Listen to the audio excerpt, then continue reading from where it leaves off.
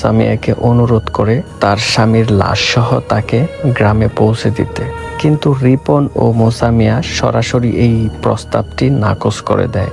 বলে যে আমরা নৌকায় কোনো লাশ উঠাই না, এই বলে তারা নিচে চলে যায়। যখন আনোয়ার মোল্লা তাদের জিজ্ঞেস করে যে কি হয়েছে উপরে, তখন রিপন ও মোসামিয়া সব ঘটনা খুলে বলে।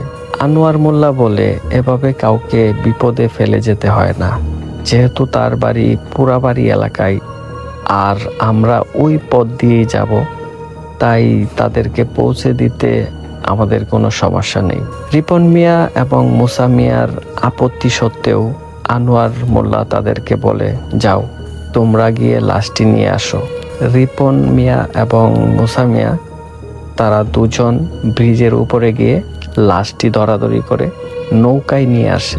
নৌকার একদম মাথার দিকে সেই মহিলাটি বসে, কিন্তু অদ্ভুত ব্যাপার, এখন সে কোনো কান্নাকাটি করছে না, বরং লম্বা ঘুমটা দিয়ে মাথা ও মুখ ঢেকে রেখেছে।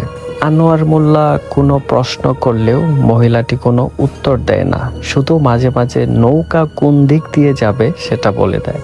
কণ্ঠস্বরটি যেমন কেমন যেন চিনা চিনা মনে হয় আনোয়ার মোল্লার কাছে। না হতেই পারে এরকম। রাত আনুমানিক 3টার দিকে, 3 দিকে পানি এবং একদিকে রাস্তা রয়েছে এমন একটি ভিটার কাছে নৌকাটি থামতে বলে মহিলাটি। আনোয়ার মোল্লা স্থানীয় লোক হলেও রাতে এই জায়গাটি সে চিনতে পারছে না, কিন্তু পরিচিত পরিচিত মনে হচ্ছে। মহিলাটি সেখানে আসার পর বাড়ির ভিতর থেকে একজন পুরুষ একজন মহিলা এসে লাশটি ওখান থেকে নিয়ে যায়। তাদের দুজনকেও আনোয়ার মোল্লার কাছে চিনা চিনা লাগে, আগে কোথাও দেখেছে কিন্তু মনে করতে পারছে না। তবে এতটুকু বুঝতে পারে যে এটা একটা হিন্দু বাড়ি।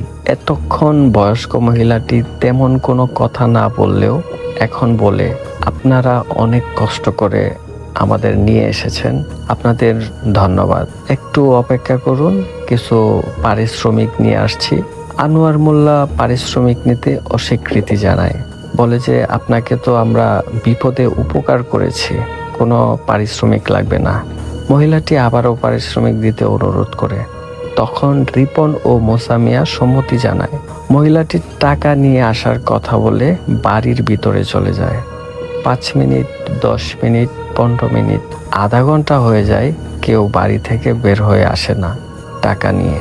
আনোয়ার মোল্লা রিপন ও মোসামিয়াকে বলে, যেহেতু এটা মরা বাড়ি, সবাই শোকে কাতর, তাই হয়তো